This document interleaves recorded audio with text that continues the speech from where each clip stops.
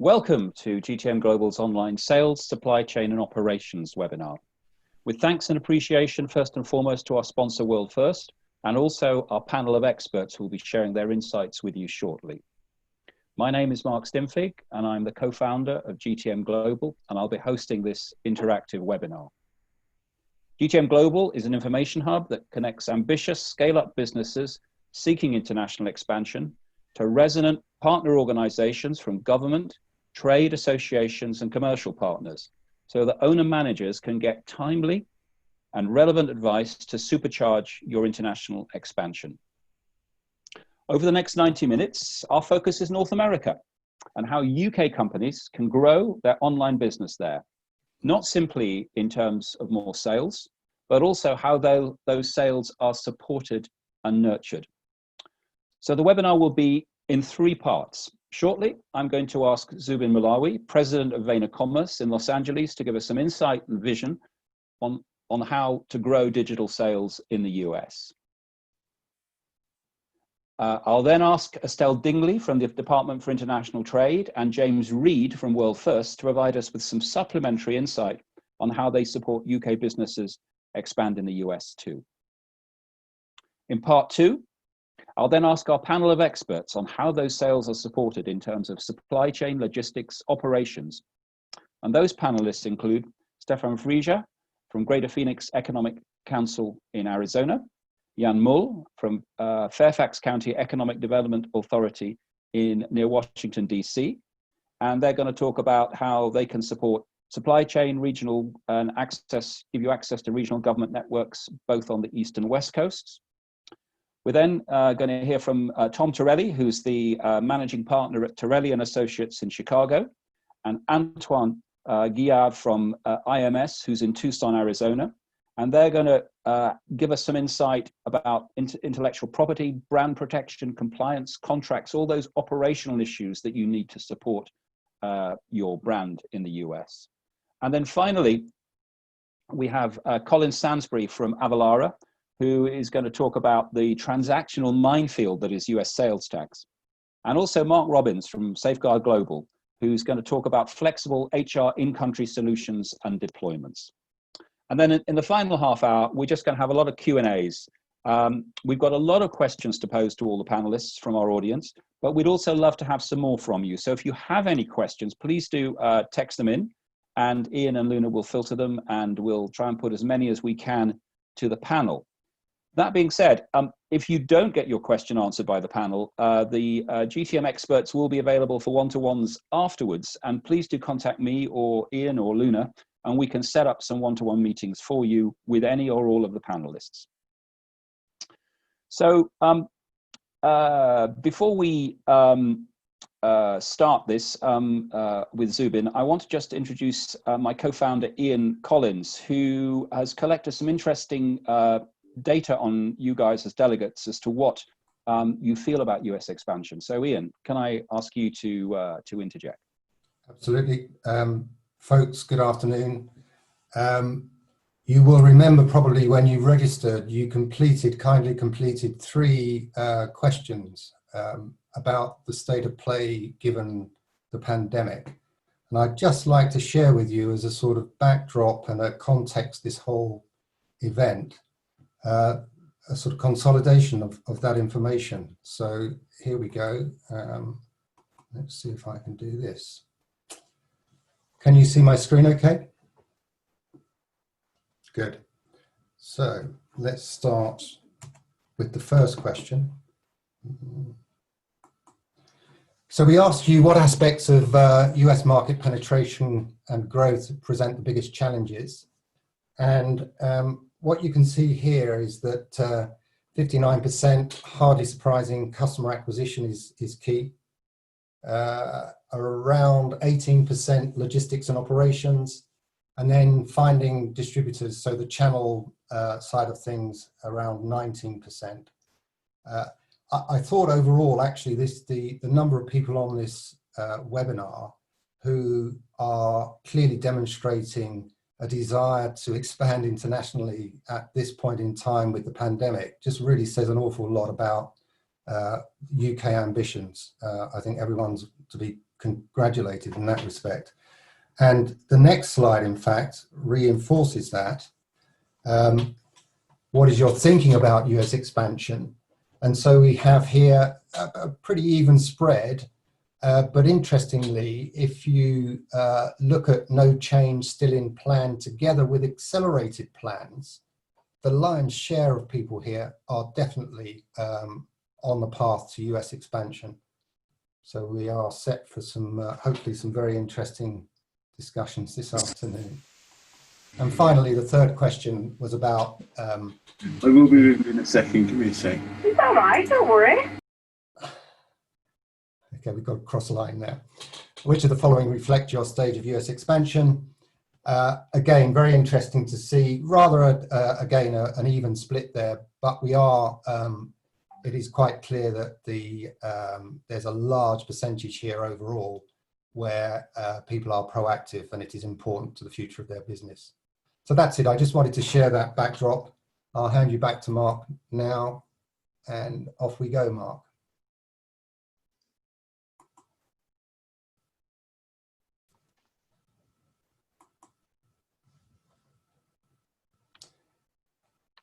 Sorry, without further ado, it's a great pleasure to welcome an old friend and colleague from Los Angeles, Zubin Mowlavi, who is the president of Vayner Commerce. And Zubin, I'd love to hear more about how you can help UK brands expand digitally in the US. Thank you, Mark. Thank you, Ian. Thank you, Luna. It's a pleasure to be with you today. As Mark mentioned, I'm Zubin Mowlavi, the president of Vayner Commerce. Our mandate is to help companies build sustainable brands online. So our focus is in a few areas, primarily as it relates to media, creative, tech, and data sciences, with, again, the overarching intention of helping these brands expand online. And we work with a kind of an array of clients. We work with Fortune 500 clients, direct-to-consumer brands, brands that have historically sold wholesale and retail that are now realizing that they should have looked into digital even a year ago, 2 years ago, and now they're trying to fast track that growth. So I've got a lot to share with you. We'll keep it as brief as we can so we can leave plenty of time for the other speakers, as well as get to all the questions that you have. One of the things that I just want to start with is opportunity. So certainly there's been a lot of global change impact over the last few months. And with that comes quite a bit of opportunity. Most notably, what we've observed, and I think most of you have as well, is many of the things that we anticipated would happen in 3, 4, 5 years are happening now, this year. So where that gets us is there are new ways of working, there are new consumer behaviors, there are new ways of doing business that people are embracing and embracing at an incredibly rapid pace. GTM USA was born 5 years ago with Ian and Mark, and it's amazing how much they've kind of grown the organization and what it is today. It's amazing to see so many people attending this event today. Really proud of them for having done this. And I think over the last 5 years, we have been talking about US expansion across the pond, and there really has not been a better time than the present for a number of reasons that I'll get into in a moment. But I think that our objective today is for you to kind of leave today having understood the positives, obviously, the opportunity, what you should be aware of, and really setting yourself up for success when you come across the pond. What we're looking at here aren't short-term wins. We're looking at long-term sustainable business outcomes. And hopefully you get some of that thinking today. So let's talk about some trends in the marketplace. 23%, according to analytics from ACI Worldwide. So 23% of e-commerce transactional volume increased May of 2020 compared to May of 2019. Now we've seen this as well in April. We saw this partially in March. What's interesting about this is that it's sustaining and it's growing at an even more rapid pace. So what it's telling us is that this isn't just a matter of people not going into stores to purchase. Consumer behavior is changing. There are sectors that are experiencing significant growth, obviously, due to what's happening, such as gaming, general retail, jewelry, sportswear, and sporting goods. And home office goods are accounting for 10% of that growth. However, consumer behavior is changing. So we see this quite often with brands that would have never even thought about selling online, from olive oil to water to all sorts of packaged goods that were either too heavy to ship or the economics didn't make sense. And frankly, the brands weren't interested in selling online because they had great retail relationships. And what we're realizing is that consumers are interested in purchasing these things online. They're doing it at a far more rapid pace. And so what's going to happen, whatever our new normal is post-COVID, it is certainly going to be one where there is a prevalence of online purchases. One of the things that's quite compelling here is that when we're thinking about the US market and expansion into the US market, one thing you should be aware of is that according to Where to Go, 87% of Americans are now shopping online, and 64% say they're replacing weekly shopping trips with online orders. So again, this isn't something that is a fad. This is not something that is going to go away. Will the growth of e-commerce taper off? Will the amount of online sales taper off in our new normal when things completely open back up? Perhaps, but what's more likely is that that consumer behavior will result in even more online purchases. And the final kind of data point that I want to leave you with, that was perhaps put everything to one side and focus on this data point, because I think this makes the strongest case for your organizations to start, if you're not already started selling your products, to accelerate that growth. 55% of Americans have purchased items online from websites and retailers they had never shopped from before over the last 2 months. So let that sink in. 55% have purchased from websites and retailers they had never purchased from before. So again, over the last 5 years, we've been talking about US expansion, coming over, the opportunity, et cetera. And one of the key questions was always, well, they haven't heard of my brand. Why would somebody purchase from me? Well, if this isn't a clear indication that the appetite is there, then I'm not sure anything else is. So the point of what I was expressing right now is that the market's ripe for opportunity, and the market's ripe for opportunity not solely with brands that they're currently purchasing from, but brands entering the market. So what do consumers want? When we're thinking about the fact that they're interested in purchasing products online, all an array of products, all sorts of industries, what do they want? So first and foremost, delivery. Delivery is becoming faster. The expectation of delivery is becoming even faster. So you have organizations like Shopify putting together the Shopify Fulfillment Network. You have 3PLs across the world and specifically around the US shipping and delivering faster. You have all sorts of companies such as Trexity coming out that are delivering goods at a far more rapid pace. So you have these organizations like Trexity that will basically deliver goods in a local area, if you have them in a warehouse, within a certain 20-mile radius, same day. So delivery is going from weeks to days to, in many cases, hours. And the great part about that is not limited to organizations like Amazon. You have that access as well with all of the organizations that are out there that are supporting this. Secondly, mobile shipping and mobile shopping rather is taking over website shopping. So what I mean by that is not necessarily mobile app shopping, but the fact that over the last few years, if you've had a website, if you've looked at your analytics, you've noticed that from say 2014 to 2020, the percentage of mobile traffic has gone from 15% up over 80% in many cases. The initial curve was obviously organizations and brands that cater to millennials, but that's changed significantly. And regardless of who you cater to, regardless of age demographic, it's skewed significantly more towards mobile. But one thing that was always missing up until a few months ago was the percentage allocation of people actually shopping on mobile versus web.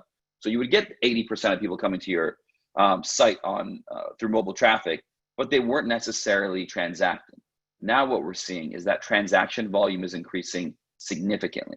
So what that means is that you really have to think about the mobile experience of your site and the fact that it isn't good enough anymore. It hasn't been good enough for years, but now it's certainly not good enough to kind of adapt your desktop experience and shrink things down for mobile.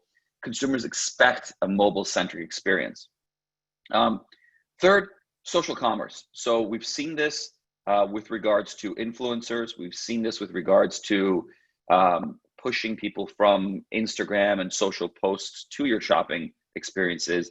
And now we're seeing with organizations like Facebook, Instagram, integrating shopping into their app. So Facebook, Instagram Shop is going to be available soon, which allows a consumer to actually make a transaction on your site. Now, it may seem daunting to you. I've got my Shopify, WooCommerce, BigCommerce, whatever it is, Magento site.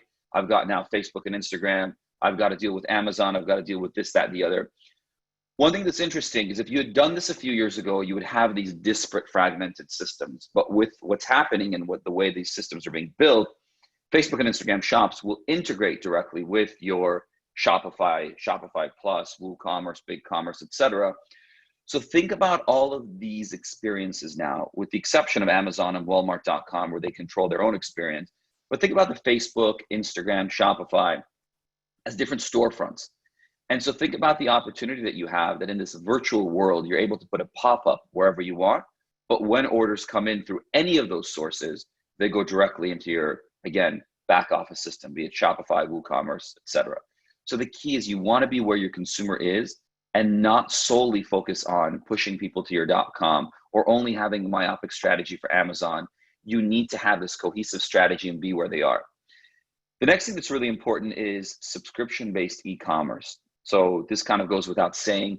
I think any of us who've looked into e-commerce modeling, businesses, economics, you realize that, or any business, frankly, when you have a subscription or recurring element to your business, it is a significantly more viable business, sustainable, and you can spend more money, as many of you were looking at customer acquisition. You can spend more money on that initial customer acquisition because your intention is that they're going to have a high lifetime value because they're going to be on subscription or on retainer or whatnot. So it's really important, if you can, to build a model that allows for subscription or some form of recurring revenue. And this is something that you have to think through with your partners and internally.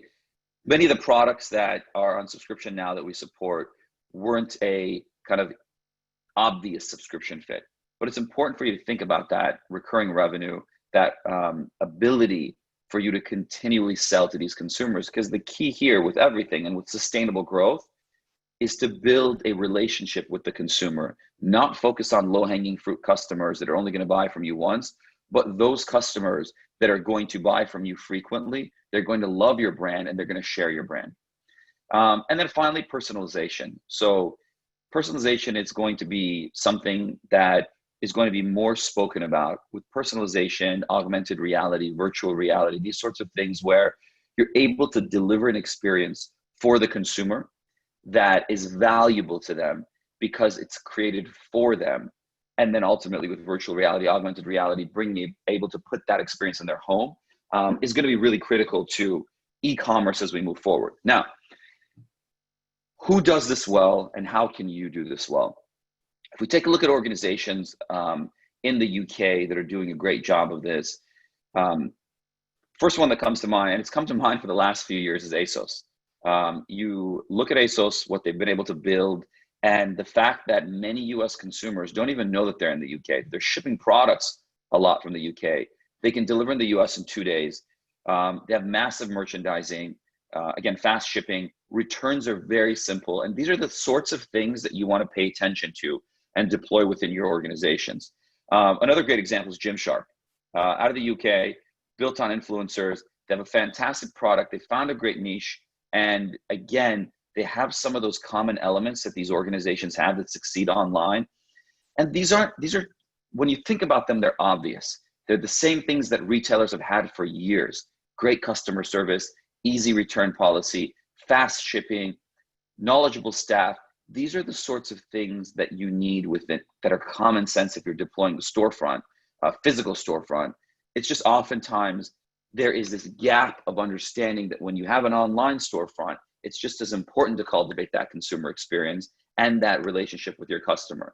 But oftentimes brands, and rightfully so because of the digital nature of the fact that this is digital, it's not physical, I have a different relationship, they're used to a chat bot.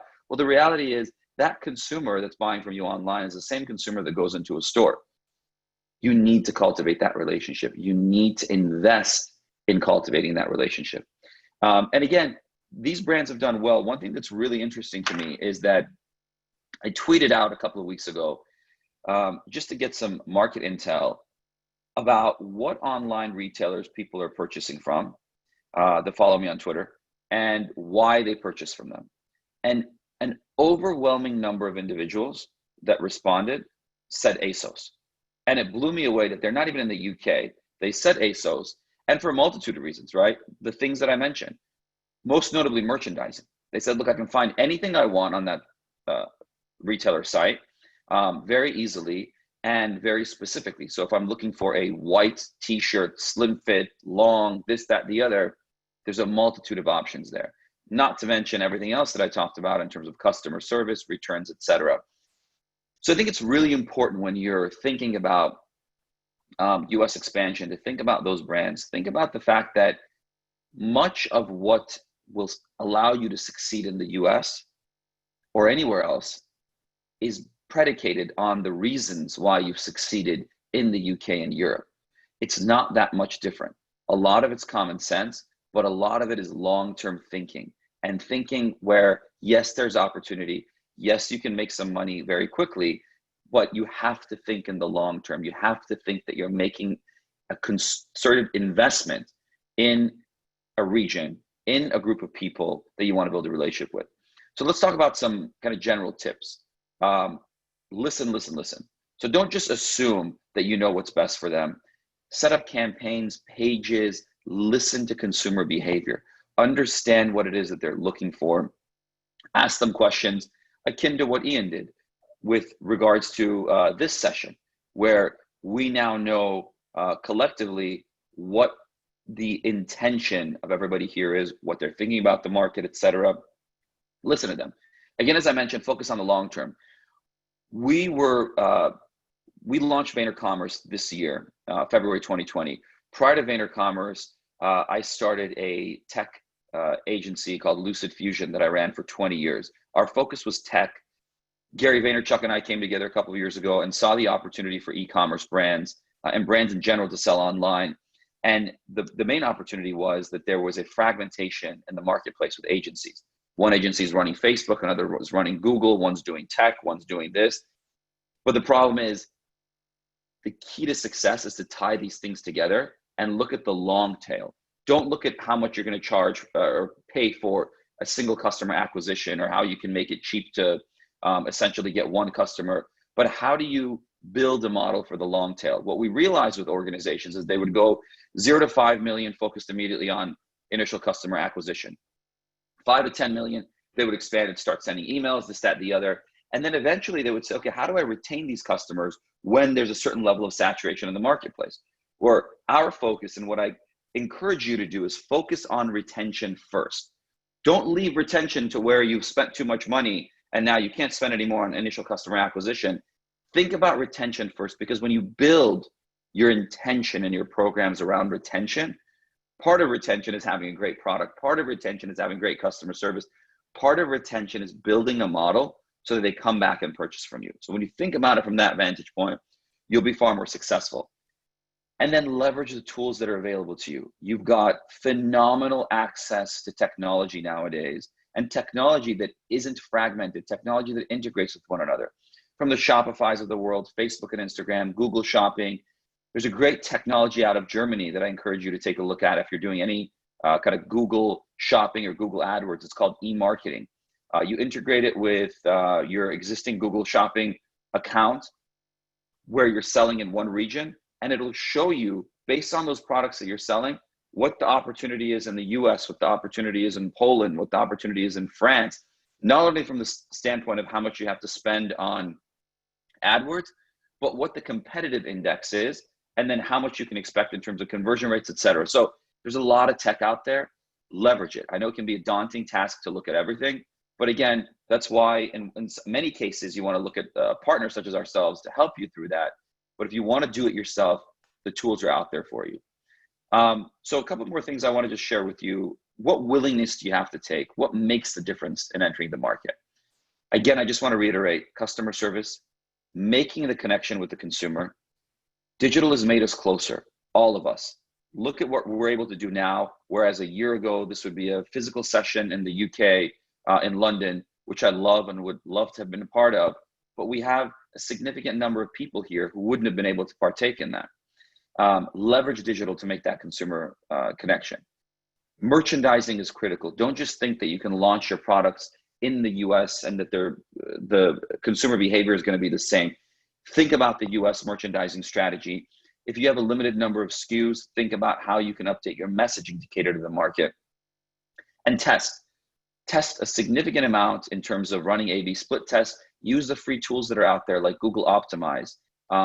Change the content order, change the product order as you're doing these things, and kind of get a sense of what consumers are interested in. And then again, as I mentioned, Google Shopping.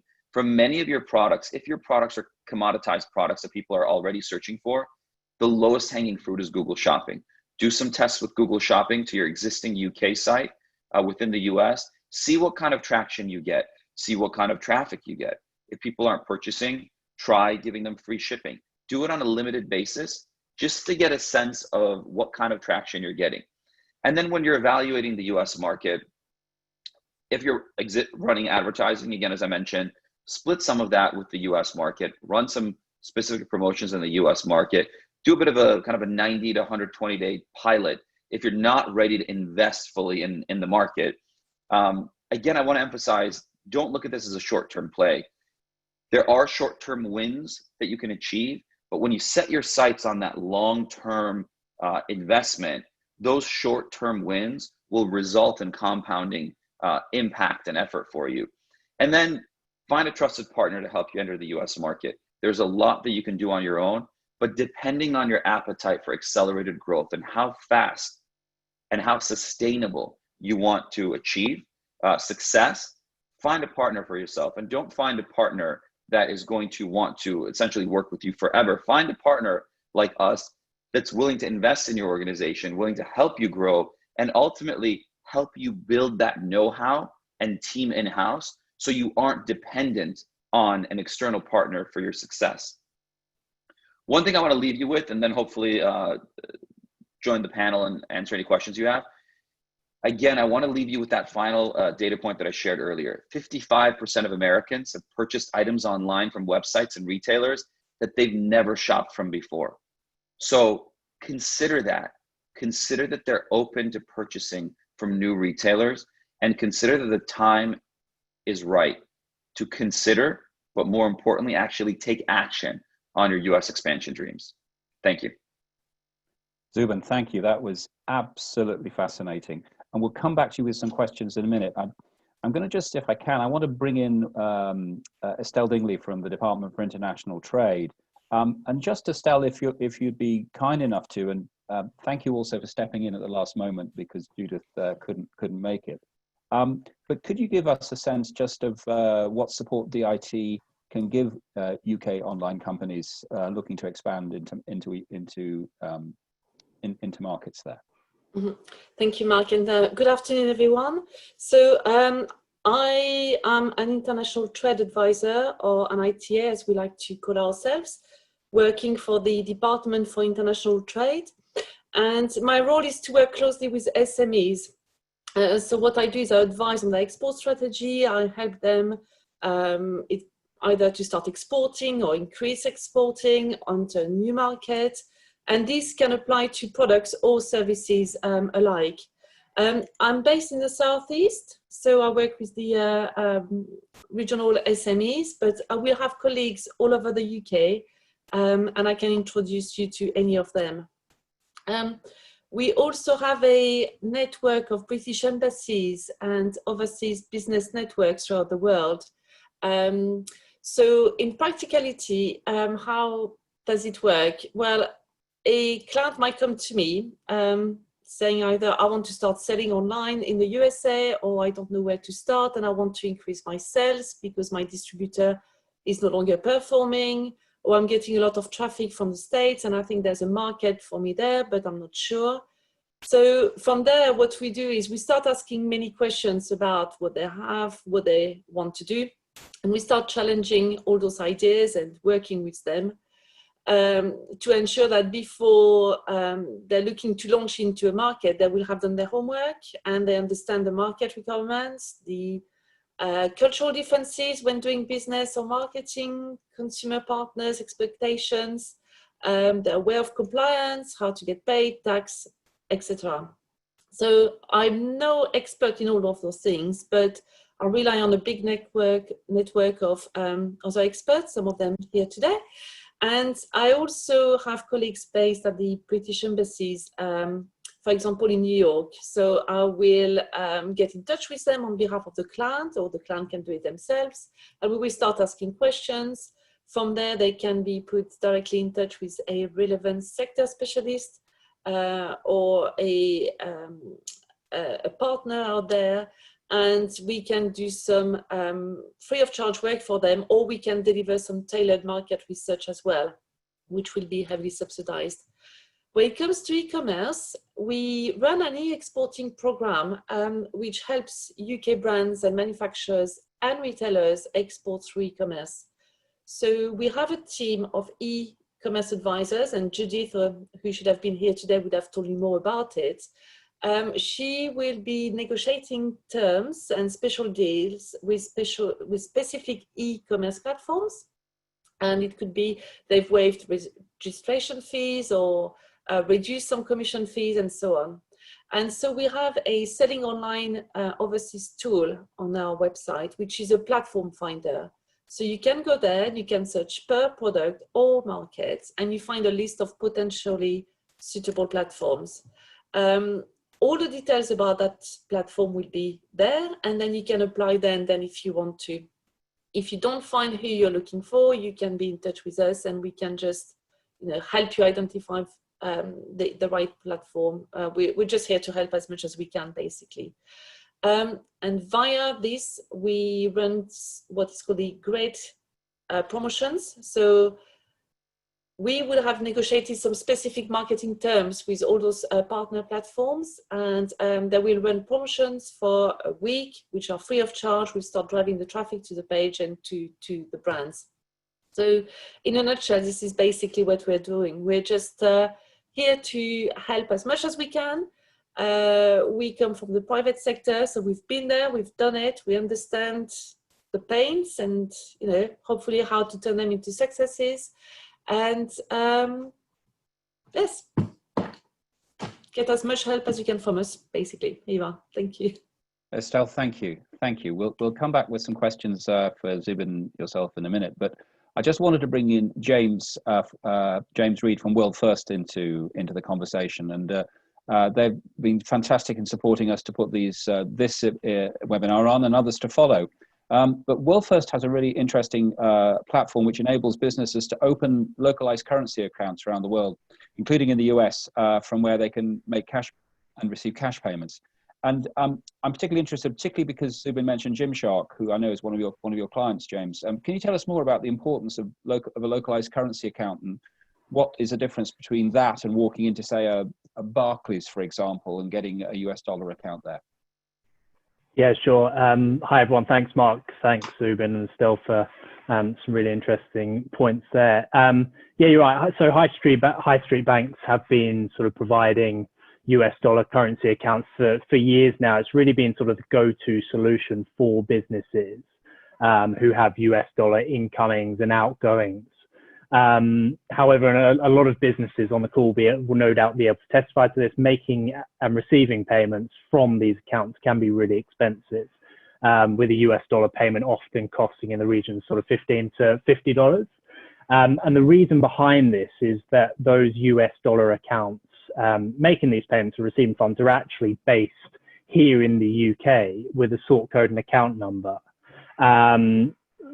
Just like a normal UK bank, which means that even though it is a US dollar named account, the funds actually need to travel internationally, which incurs international wire transfers charges, which is just simply a pretty expensive process. So our online sellers on the call will also tell you that these accounts can't receive funds in from marketplaces or payment processors because the US dollar account isn't in the US.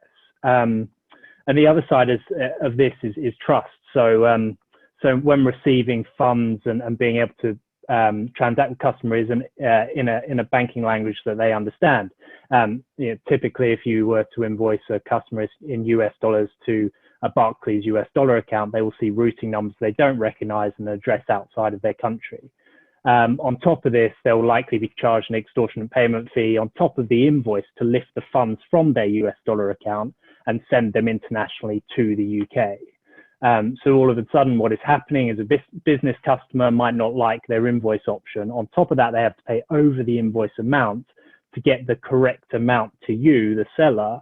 And then probably on top of that, the seller is going to be charged an international receiving fee from your bank because, like I say, the US dollar account is based here in the UK. So in effect, everyone loses. So the solution really there is to localize the US dollar currency account, as you mentioned. And I've no doubt people on this call over the years have tried to go through the process and have come across a lot of barriers opening US dollar accounts in the US, such as having to get on a plane, fly to the US, register an entity, have directors on the ground, have up and running operations, which isn't always a necessity, particularly when just starting out in the US. So yeah, I mean, to that point, you mentioned WorldFirst platform, World Account. So through agency bank status with Citibank in New York, we white label their US dollar currency account facilities and make those available to businesses the world over, meaning that now a UK business can come and open a currency account in the US in their name with a major tier 1 bank at the click of a button and actually without any current presence or even any operations yet.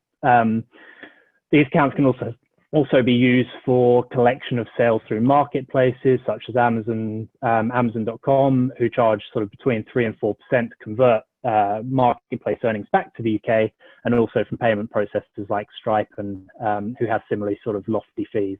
Zubin mentions Shopify as well, and there's also the ability, obviously, through Shopify to turn on US dollar payment receipts from customers, and these accounts can also be integrated into there to be able to bring down those costs.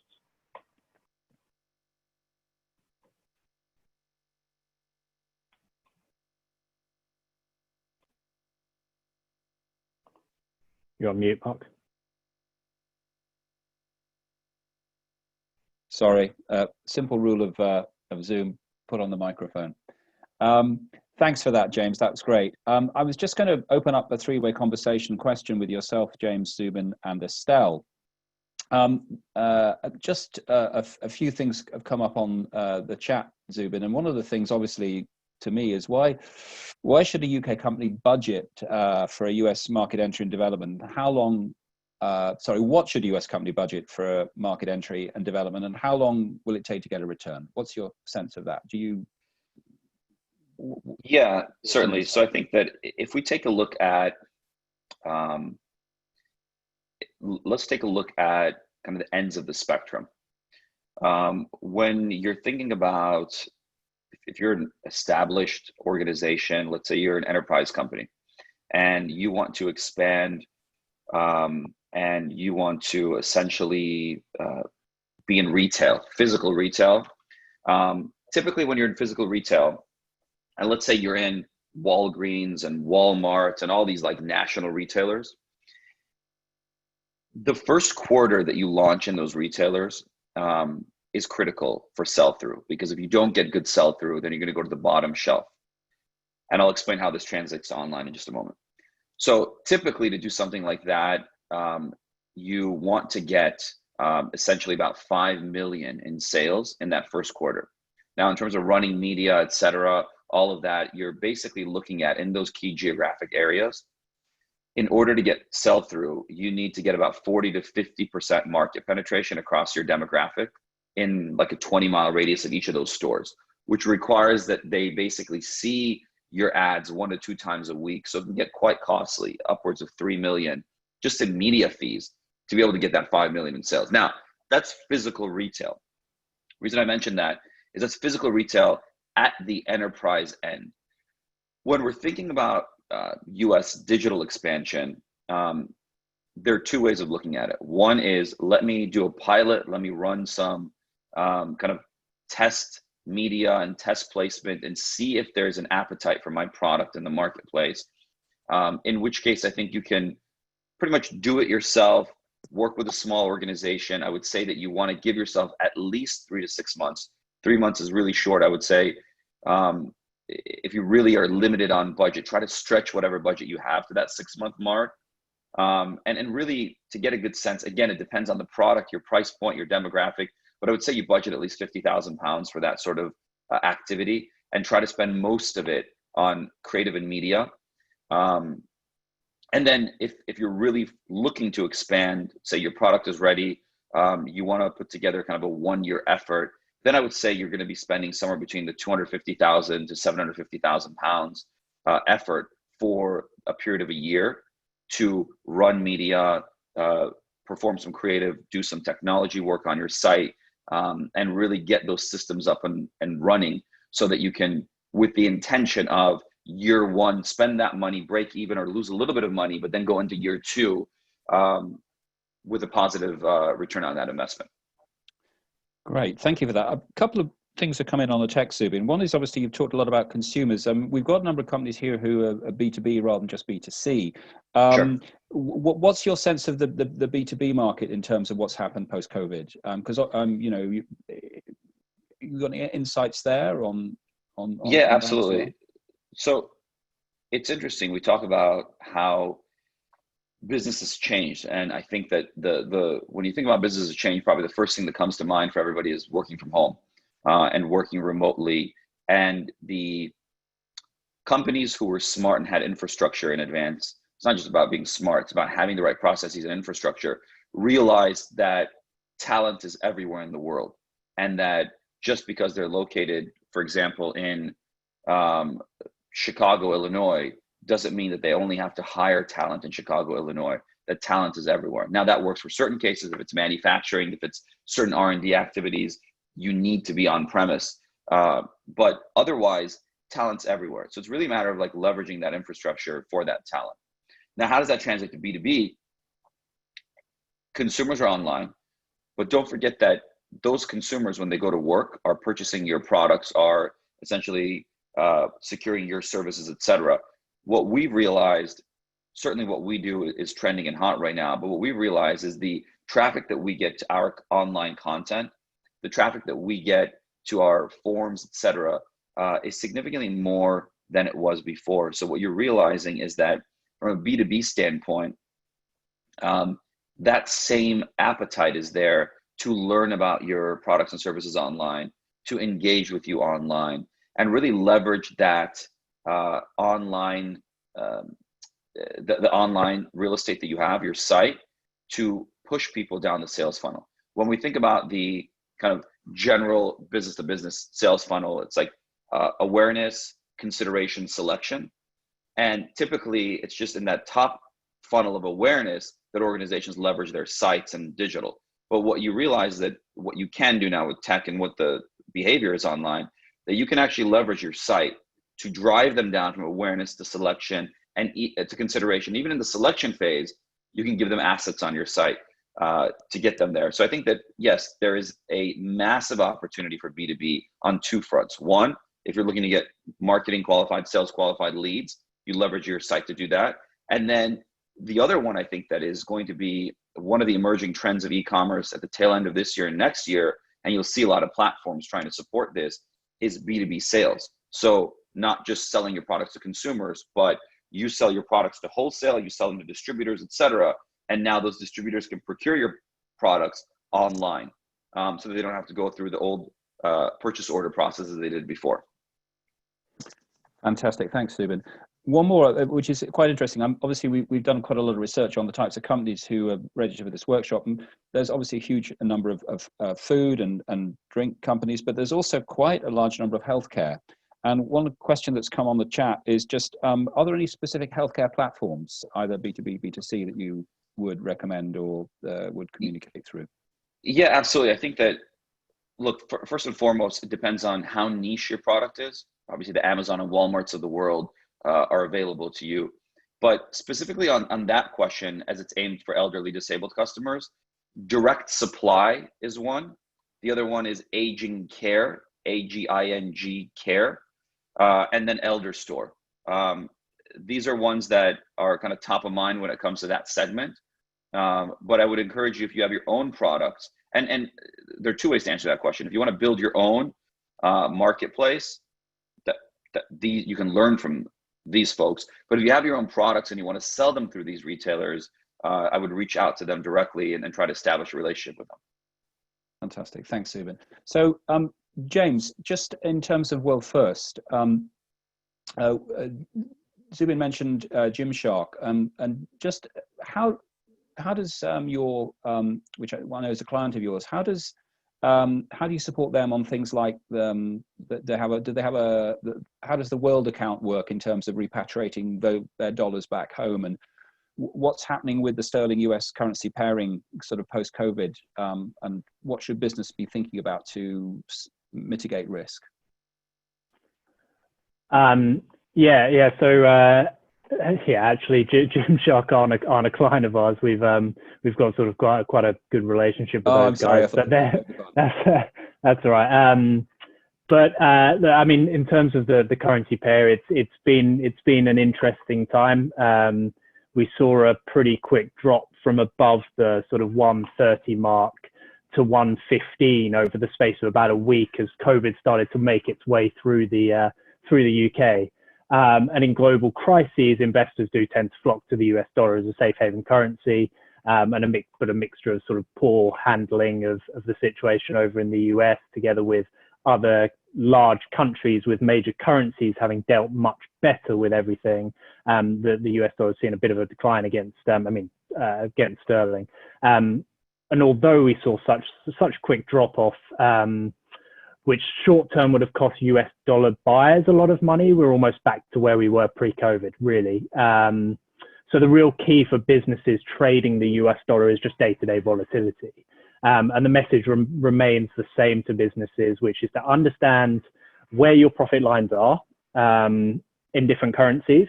If you're selling into the US and the rate is around 127, which it is at the moment, what happens to your profit margins if we cut a great Brexit deal and get rid of COVID and all of a sudden we're approaching the 140 mark? You're now in a position where your sales are costing you another 10% in order to repatriate those funds back to the UK. So businesses rightly look at other areas of costs where they can reduce a few percent here and there. But that isn't even an actual cost as such. But looking at how you can hedge away some of that risk as a business is absolutely key.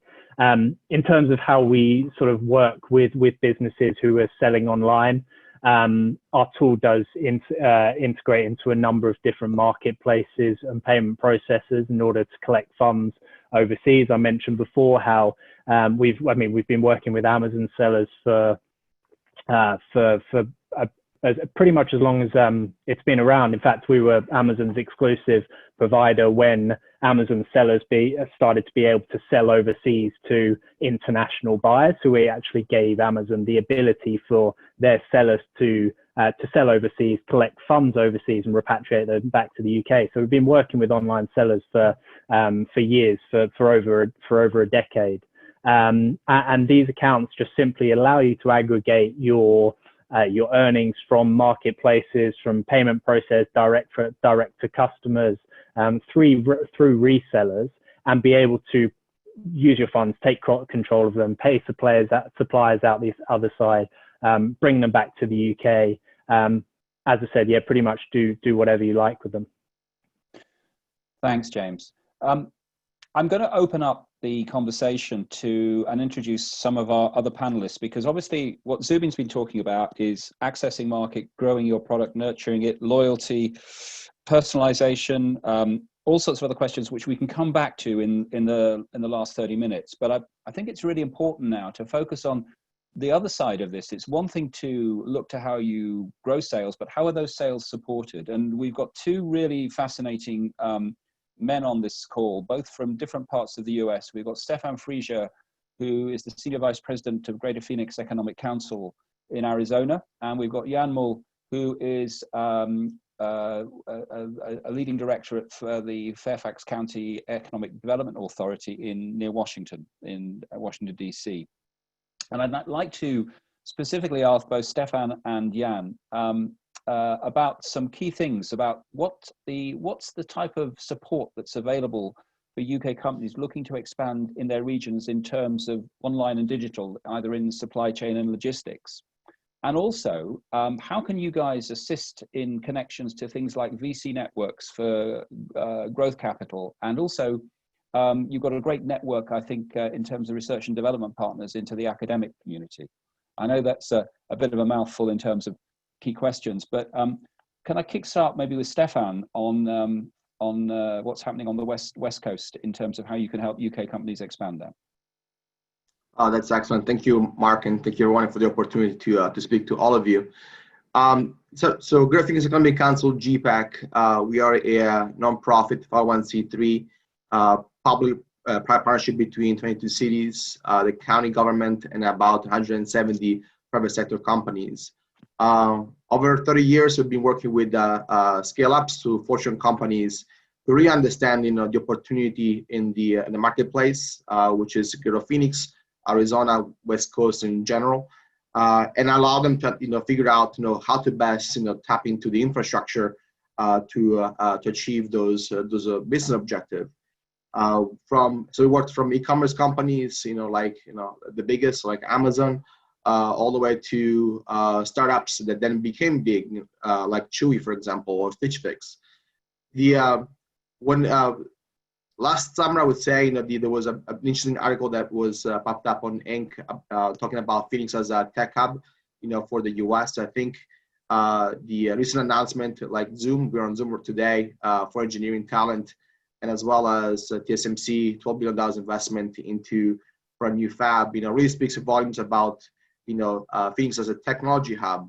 But our logistics and our locations, in the West Coast, proximity to California, the 8th largest economy in the world, proximity to Texas, 12th largest economy in the world, even Mexico, really kind of, allows us to even speak in terms of e-commerce and customer reach.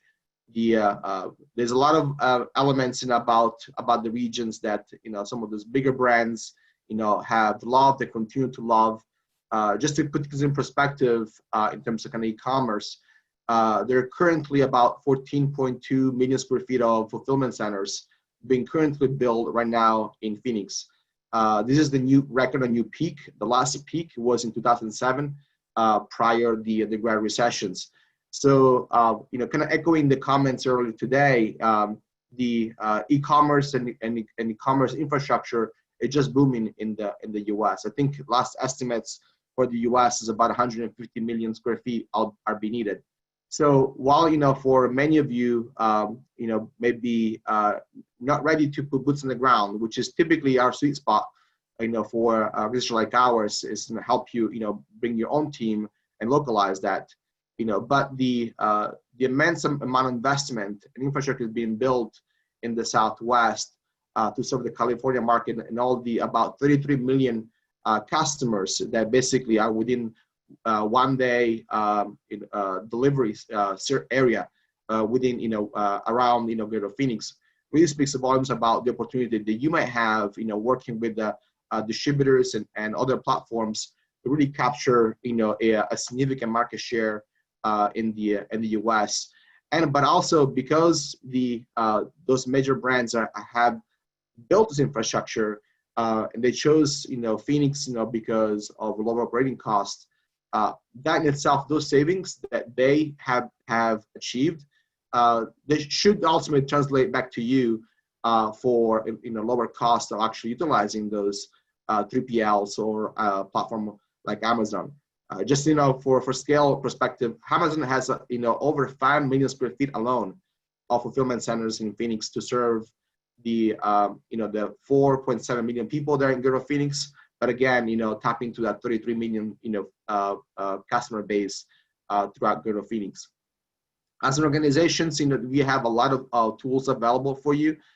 If you decide to put boots in the ground and follow your e-commerce success, to provide additional engineering support on the ground or customer service, we do have a program called the Global Growth Accelerator Program, which is basically free rent, in partnership with Arizona State University. If you need additional support and funding, space and partnerships, we've been doing this for 30 years. We know everyone in the regions. We have deep contacts even in the Bay Area, as Mark was doing to regards to venture capital. We actually spent a lot of time in California talking to California brands looking to expand within the U.S. itself and bring a return to those investors. So all those services, all those contacts are all available to you at no cost. Because we're sponsored by local government and other partners. So there's a lot of things that you can tap on to and get an advantage for as you get ready for your expansion. And I'll close for now with with one comment. Over the years, I think all of us in the panels have seen many companies attempting the move to the US and expand. Some have succeeded and some have failed, but there's a commonality among who succeeds and who fails, which is commitment. So my advice to you is to pay close attention to the partners that are on this panel. Take their advice to heart. There is no shortcuts in doing this, but if you do this the right way, then you'll succeed. If you try to do your own way, then you might have some pitfalls. You have to navigate around them. But I'll be happy to continue conversation offline, one-on-one sessions about the tools that we have, the ability to run cost analysis and market studies at no cost for you, and much more. And again, Phoenix is served to London with 2 daily flights. So when things settle with COVID, happy to even host you in Phoenix. Stefan, thank you. And if I can now switch coastlines and get the same regional or a different regional twist and turn from Jan in Fairfax. Jan. Yes, thank you, Mark. Good morning, good afternoon, everybody. As Mark said, my name is Jan Mul. I'm the Director of International Business Development for the Fairfax County EDA. And I would like to thank Mark, Ian, and Luna for coordinating this event again. And Mark, I hope you don't mind, but I quoted you many, many times after our, I think, first conversation in post-COVID, I think in March, that you have done a tremendous job in humanizing the crisis. And I think that's one of the results why we have this conversation here. To start with Zubin's presentation, I think we have seen quite some change in the last couple of months. I think everybody is comes to an agreement that we need to have a more secure and diversified supply chain, booming in e-commerce with a lot of support from AI, robotic, 3D printing. And I think that is where our region, Fairfax County, as part of the Washington, D.C. region, Northern Virginia, I think our region is very well qualified on the East Coast. As you know, we are in the midst of the Mid-Atlantic region, so we have access basically to the whole East Coast, and which represents the third largest economy in the world after the US and China. What I mean with we have the right assets, I think we have an international airport with many normal connections in normal times to London. We have a highly qualified workforce, very high tech, unlike you may expect from the Washington, D.C. area. I think we are very, very different than what Washington, D.C. proper is. We have access and relationships with many universities, an abundance of universities and colleges here in Northern Virginia. And we have seen already quite a change in the business community here, adapting the whatever it is, the new normal or the new transition in COVID. And last but not least, of course, we have the close proximity to the federal government. How we can help very much to what Stefan and Estelle said. We are part of the Fairfax County local government. All our services are free and confidential. And basically our goal is to save companies time and money. What we don't do at the moment is pick you up from Dulles International Airport and tour you around and show you the region. So we have changed that with the Zoom platform. So how we start is our dialogue with prospects and people who have interest come to the United States in terms of virtual and telemeetings. We work a lot with the state government and all the trade associations here. We can guide you in grants and incentives. We provide business development support. I mean, if you have access to your business, to your clients, to your partners, etc. Of specific interest, I would like to point out to Estelle, we have very close relationships with the DIT here in Washington, D.C. And now I Zoom with these guys twice a week, and I'm looking forward to see them at the beautiful embassy anytime soon. The other thing what we can do is PR and marketing and visibility, real estate and site selection. I'm glad you really brought up in East Coast and the West Coast participants, because those are two different worlds, and that's a decision we typically, I'm not saying stay away from, but I mean that it's a different ballgame for companies. Either you want to go to the Bay Area or you want to stay on the East Coast. It depends where your customers are. Speaking of Bay Area, I think Silicon Valley has probably a more mature VC community than the Washington DC area, but we have a very solid one. I mean, the whole Metro DC, we have good access to capital. So I think that is what we can do. I mean, we understand the changes, we see the changes, and we think we are very well prepared to support companies. And I'm looking forward to more individual follow-up, and therefore I put in my chat box my email information so that people can see that directly. And that is what I have so far to say, Mark. Back to you. And again, thank you so much for coordinating this. Jan, it's a pleasure, and thank you. And we'll come back with some questions towards the end to all you guys. I want to then move the conversation from Fairfax and Phoenix to Chicago and Tucson.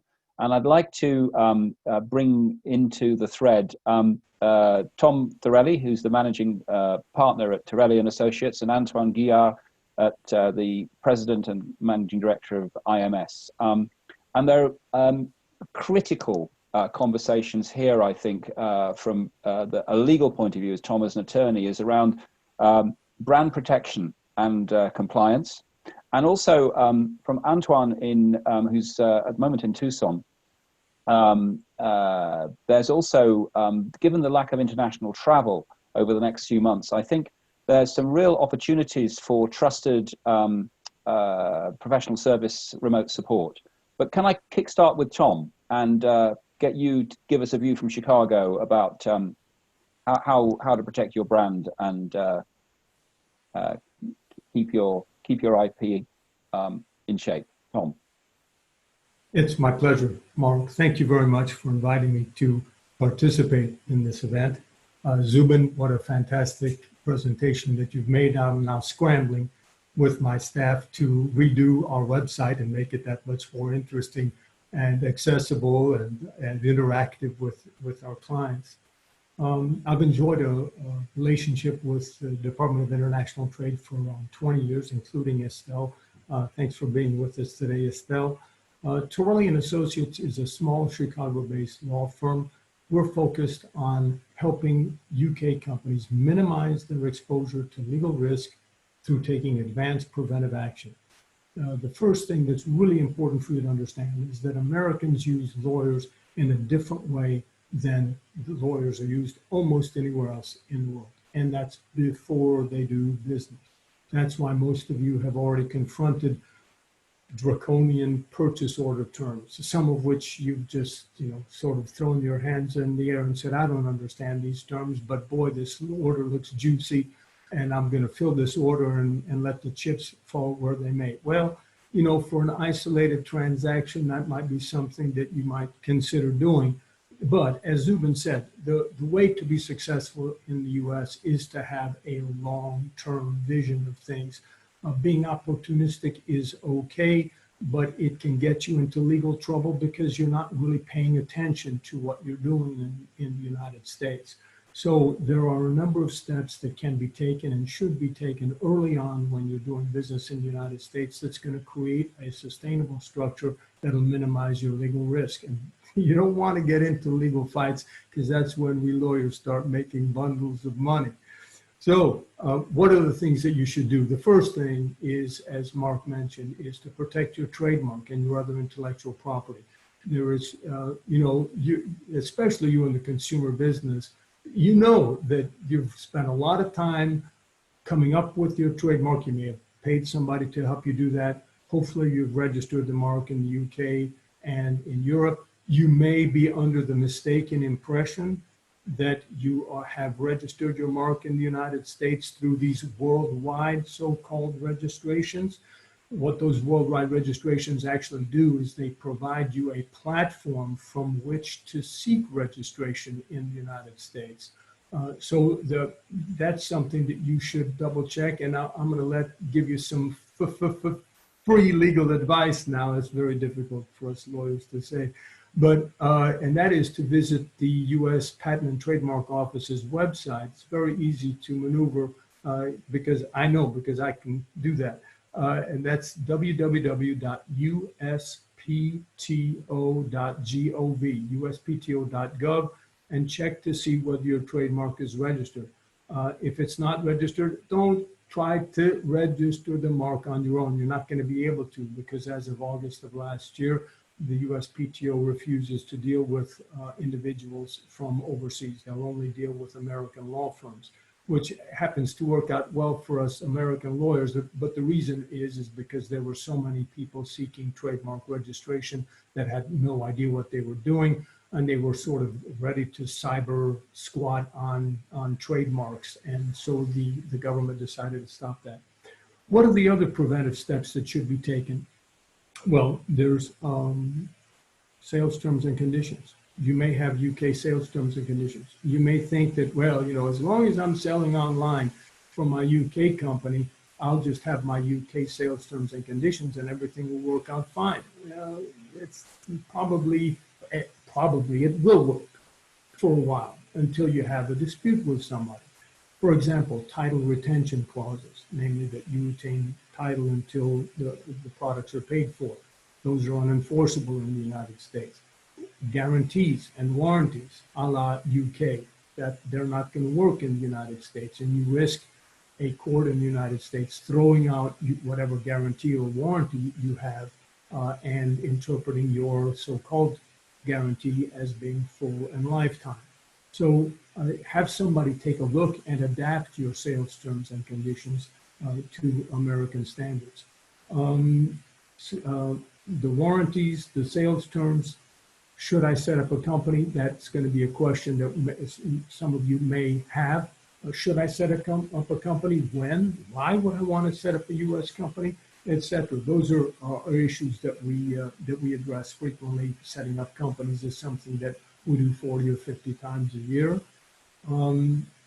All kinds of contracts, distribution agreements, 3PL agreements. Be careful with your warehousing company in the United States. They're going to have rather strong rights when it comes to protecting their interests and their relationship with you, and you want to make sure that you are at least fully cognizant of what those terms are. We'd be happy to provide you with a quote for what that would cost if you were to send us the agreement for review. Nobody likes to pay lawyers unless they have to, and we've grown used to providing fixed fee quotes for a lot of the work that we do. Some of you may be interested in product liability preventive management.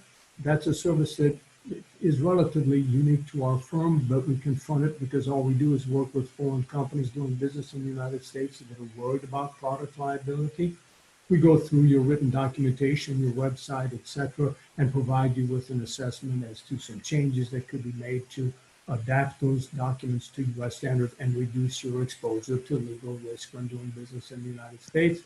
Finally, Mark, I'll tell you, and it irks me to say so, but as part of my contribution to your wonderful events at GTM, I'm happy to spend plenty of time with companies for free in an initial consultation to see if we can answer their questions. Thanks. Antoine? You there, Antoine? Yes, I am just to unmute. Thank you, Mark, for the opportunity. Thank you, Tom. So I'm Antoine Guillot. I'm the founder of International Management Solution. We are a US accounting firm set up 22 some years ago with offices on the East Coast, Midwest, and West Coast. And I happen to be in our Tucson office today, but our main operation is out of our Chicago office. The only thing we do every day, all day, year round, is assist European business setting up into the United States. And as obviously operations are getting more and more remote, the key issue, especially for those e-commerce and SaaS type companies to think about is that nowadays, and for the past 2 years, now in the United States, you do not need to be present. You don't need to have somebody on the ground. You don't need to have an office in the US to become taxable in the United States. Nowadays, at the state level, not the federal, but at the state level, you only need to have 200 transactions per year, or about $100,000 of sales to become taxable in those states. Obviously, we have 50 states, and it's going to be 50 different rules. But even if you're sitting in the UK, shipping everything out of the UK, you never even put a foot in the United States, over $100,000, 200 transaction will get you there, you become taxable. So of course, and Colin will talk about it soon, they will trigger sales tax, but not only sales tax, will also trigger income tax and all this. And as your business, grows, be careful. We have 50 states. So you may end up having to register in those 50 states, file sales tax in the 50 states, as well as income tax return. And it can become a tremendous administrative burden. So really something to think about, and really think about how you can minimize the exposure to your jurisdiction. Well, having said that, I mean, who cares about finding anything if you sell $100,000 in a state? I totally agree with that, especially multiplied by 50, but still something to think about. And as you grow, obviously, especially e-commerce, first thing you're going to be looking for is how can I position inventory in the US and get a 3PL? And then the next one say, okay, I need a US bank-based account. And then slowly but surely, your presence in the US is going to develop, and you're going at some point to trigger a federal and taxable presence. And at that point, it's probably that point where you really, really need to think about setting up a US subsidiary. And even without you still don't necessarily have an office. So create a US subsidiary or some entity in the United States. And then the key question you need to think about is obviously transfer pricing. Transfer pricing, that's the price between the UK parent company and the US subsidiary. How much is that going to be? And where, because that's where you're going to determine where you're going to pay your tax. So that's a key question. And it starts from the first dollar in the US instead of unlike in the UK. So a really key question. Then you may want to transfer employees, and they're going to be under US tax and social security in the US, and so a lot of questions to look into as well as to consider. And of course, we'll be more than happy to help you with all those challenges. Thank you very much. Mark? Thanks, Antoine. I'm going to now move on to our last two panelists and introduce you to Colin Stansbury from Avalara and Mark Robbins from Safeguard Global. And in these two guys' case, transactions in cash and human terms are going to be key. And I'd like, if I can, to ask Colin from Avalara to give us a view on the key issue of sales tax before Mark talks more from Safeguards Global about options about flexible HR employment solutions. Colin, tell us more about sales tax. Thanks so much. Buckle your seats, everybody. This is about to get crazy. So as Antoine so correctly said, there are economic thresholds that once any business crosses, they have a requirement for sales tax within that state. I'm going to throw out some numbers for you real quick. If you can't remember all of them, just let me know in the chat, and I will have consultations with everyone afterwards. So $100,000 or 200 separate transactions in the States. Those are your economic thresholds. Once you cross, debt obligation. Of the 45 states that have sales tax requirements, there are 12,000 different taxing jurisdictions. And within those taxing jurisdictions, each one has the ability to change the amount of tax required on an item or a service, right? So I can be in Denver, Colorado, right? I can be on one side of the street. My neighbor can be on the other side right there. We could be buying the same item, but have two different rates of tax associated to that product or service. It does become that granular. And the reason why these economic thresholds came about is because there is a $150 billion tax gap between the amount of money that the US states believe they should be getting versus the amount that they actually are. So they're looking at that going, how do I shrink it down? They shrink it down by making everybody play by the same rules. give everyone the same thresholds. That includes if you're selling your first good into it, that's where your bean counter starts. I've had some really cool questions on here today about, what's it like to move my goods into the United States? So, what is it like to manage these, to the compliance on top of it? The reality is, like Zubin was saying at the very beginning, you need to leverage technology. Technology is the only way that you're going to be able to ensure that you are completely compliant against a vulture of taxing authority who's really interested solely in ensuring that they can find an area to give back taxes, penalties, interest, fines to companies who are not compliant. As I like to say, potholes aren't going to fix themselves, and firemen can't be fed off goodwill. So if anyone here is selling anywhere in the $100,000 into a state or 200 transactions, or who want to talk about ways to completely remove risk from their compliance portfolio, just give me a shout at the end of this. Thanks so much, Mark. Thanks, Colin. That's great, as always. Mark Robbins, the other Mark from Safeguard Global. Given how many companies here are online and looking to expand in the US, you've got some really interesting, flexible ways to support these guys, haven't you? Yes, for sure. Thanks, Mark. Let me know if anyone can't hear me well enough. But what we do to help companies is more sort of on the lines of what Colin said on compliance, but more with your people.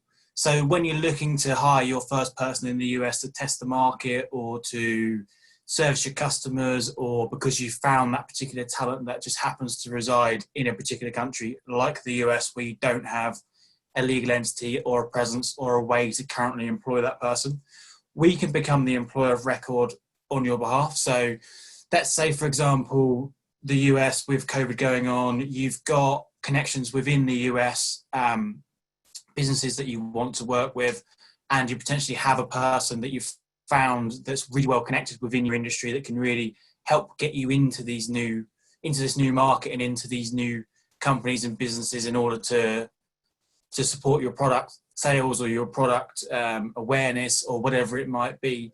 But you don't actually have a way to employ that person. You've not got a way to provide them benefits. You don't know about the HR of that local, of that country. You don't know if your product or service is going to be successful in that country. So you may not want to go in and fully commit to setting up an entity or setting up your business and putting your flag in the ground straight away. We can become that first footstep. So employing that person, ensuring they're paid their net salary in local currency into their local account, and managing all the HR, as well as ensuring that the other half of those payroll taxes are paid to the correct authorities at the correct time. So you can just concentrate on your business locally in the country. And then as you get successful and you begin to put those flags in the ground and you speak to Tom and the other guys about, putting your bricks and mortar up, you can transition out and become your own employer. But it does really just give you that protection from risk for a compliant footstep into the US. So happy to answer any questions or anything anyone has on people or HR or payroll or the compliance of that through a chat or a future one-to-one, and happy to help. Thanks, Mark. I think what's been characteristic about all the conversations is that balance between opportunity and risk. Zubin started off the show with some fantastic insights into where the opportunities are in the US and how, with the right focus and with the right development plan, things can really make a difference. And I'm just thinking about some additional questions that I've got in here from people. One of them that I've got, which was quite interesting, is I've got a question about someone who's asked, and I'll take any of the panelists to answer this, that they've got a question saying, I'm doing some remote sales in the US, but I really need to think about a presence there to really accelerate things. What is the very first thing I should do? And does anyone have a roadmap out there? Who would like to come in on that one? I can do that, Mark. Okay, yeah.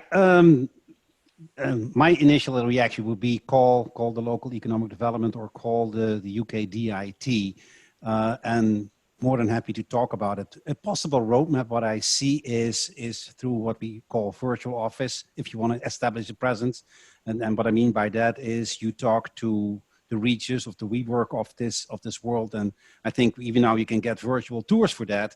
And then you get a local address, not necessarily you have to be there, not even you have to travel there, but you get a feel for being local there. And then once your business mature, we can help you then with a more permanent office space and more business community. Roadmap can vary. I think Zubin alluded already to that. It can be what type of company you're in. It can be a 3-month roadmap. It can be a 6-month roadmap. Sometimes it can be more than a year. I'd like to hear from Stefan how he sees that on the West Coast. Yeah, I kind of echo the same comments. There's a lot of support that EDO can provide to you because we have seen a lot of different options. We do have a roadmap, 14 steps, point to point to kind of help you kind of think through all the items that Tom, Mark, Zubin have all mentioned, and then, at the same time, kind of guide you, along that steps so that as you, walk through expert to expert, you get the position that then you can decide, whether to use a WeWork or if your operation needs to be bigger, how you get to that, bigger size operations and the right contacts and the people. So the beauty is that, EDOs,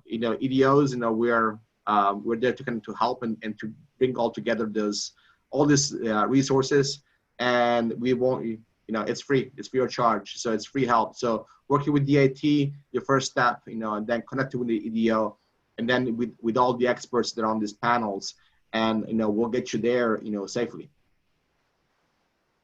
Yes, thank you. To add to that, with the DIT, if you get in touch with us, we can just make sure you're in contact with the British embassies out there as well. So you will have all the support you need, and make sure you're going to start where you should be starting, and look at everything else that you might not have thought of on top of it. Thanks, Estelle. Zubin, are you still there in Los Angeles? What's your feeling about this roadmap? Yeah, I think that as Jan and the rest of the team were talking about in terms of that Stefan was talking about in terms of the roadmap. I think that the best way, in my mind, is there are set roadmaps, and then there are conversations with others who have done this, and conversations with other companies on the ground. And I think facilitating that sort of dialogue is perhaps the most valuable thing to really get an understanding, because you follow a roadmap, you follow, say, a recipe to cook something, but until you talk to somebody who's cooked it several times and tells you what not to do, how to time this, how to time that, what pitfalls they've encountered that you can mitigate, I don't think you get that advantage. So having the opportunity to speak to others is a big, massive step in taking that first step. But if I can add to this great point, we've got export champions in the UK, so we can put companies in touch with those people who've been there before and have done it and know all the pitfalls. So thank you very much.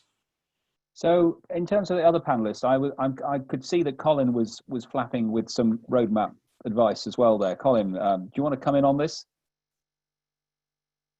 Bonjour. Yeah, absolutely. The biggest suggestion I would say is understand where your sales are, right? Because that's where your risk comes from, right? Not only that's where your customers are, but that's where you have the chance of tripping up, right? So just make sure that you are on top of every activity that you have within the United States, because you never know what's going to trigger an obligation, right? Whether it's income tax, sales tax, or whether or not you're forfeiting a number of local, state, or parish laws.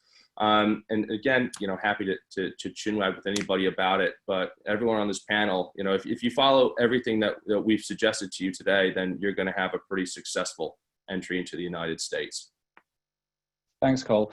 I want to wrap with James from WorldFirst, but before I do that, Mark from Safeguard, obviously the flexibility of what you guys can provide gives a different element to that roadmap, doesn't it? Yeah, definitely. We allow you to be able to start getting going with boots on the ground within sort of 2 weeks without even needing to fly there. So, you know, if you have people in mind that you've met before, you know, there's no reason not to start now. There's no need to fly in or fly out at this point. We can definitely get going before, you know, even restrictions are lifted to get your product ahead of the competition that might be pushing to go into town as well. Thanks, Mark. And obviously we can't leave this session without talking to Tom Torelli and Antoine in Chicago and Tucson. And certainly, Antoine, I know you've got some innovative ways to help companies remotely develop their business in the US, haven't you? Well, I mean, obviously, we can offer our client platform to manage our business in the US, and from accounting to payroll, expense report, and automation of trade payables. But I mean, coming back maybe on your roadmap, and when you set up an entity in the United States, I mean, under Tom's guidance, of course, I mean, the first thing to look into, if you ever think of transferring an employee, is to really start thinking through not only the immigration process, but how you're going to take care of those people. Transferring people is probably key to success in the U.S. When you want to set up here, and success with a transfer is really by planning it way in advance, and that's from the tax standpoint, social standpoint, as well as the immigration. Then getting the company together in the U.S., opening bank account, doing the registration with the various states, putting the accounting together. So, I mean, we can help with all those roadmaps, and a lot of this obviously can be done remotely. And to date, we probably have done that with over 500 different European companies. So don't hesitate. We have a lot of experience and lots of exciting story to share. Thanks, Antoine. And Tom, from your perspective, it's not just all about Delaware, is it?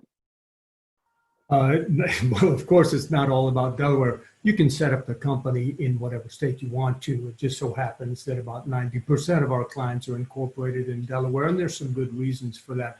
I won't bore you people with the details concerning that, but certainly Delaware is often a preferred state. Also, be careful about setting up a limited liability company. You may deceive yourself by thinking limited liability must be like a UK limited. It's the opposite. A C corporation is much more like a limited in the UK, and be happy to have an offline conversation with you about that. The question that was asked, Mark, was, you know, do we need to set up our presence in the United States? And our experience, and like Antoine, I've been at this for a very long time, especially over the last 15 to 20 years, it's become very, very clear that if you want to have success long-term in the United States, you're going to need to have your own boots on the ground in the US. It may not necessarily have to be somebody from the UK, but it's somebody that's plugging away 100% of their time for you, maintaining your presence, notwithstanding the fabulous work that people like Zubin can do to create a presence for the ever-expanding consumer market online. There's no question about that, but that does not negate the fact that you ultimately need to have your own people on the ground in the United States. Tom, thank you. And I want to just finish with James from WorldFirst, because James, you've got, obviously, you have a financial de-risking roadmap, but you've also got a great offer for any organizations who want to work with WorldFirst, haven't you? Yeah, in association with GTM, obviously, as Mark mentioned, we're proudly sort of lead partnering on this series. So as in conjunction with that, we are offering two months of free international payments for businesses that come through from the GTM partnership. So you know, as everyone here is, we're sort of keen to help. Very happy to have a conversation. We ultimately make up a very, very small piece of what is a pretty large puzzle. As you know, we're all making it sound, I guess, quite complicated. But I think the underlying messages, there's so much opportunity to be had there. Set yourself up for success. Speak to people who have done it before, people you know, people in industry who have been successful, and I think that'll take you quite a long way. James, thank you so much. We're going to have to wrap now. We've just gone slightly over time. So thanks to all of you for attending. I hope it was useful. Thanks particularly to our panelists for their astute and prescient advice. Please do connect to the GTM team if you'd like to have some one-to-one conversations with any of our virtual sages, and we'll set up those calls and allow you to make those expansion plans a reality. Oh, and we are doing a recording of this, and that will be available next week. So finally, our thanks once again to the patronage and kindness of WorldFirst. This is one of a series of webinars we're doing with WorldFirst. In 2 weeks' time, we're doing a similar session on access to the China market online with Alibaba, CBBC, and the Department of Trade. So watch this space for more details. And in the meantime, I hope you all stay safe. Thank you very much indeed for watching. Goodbye.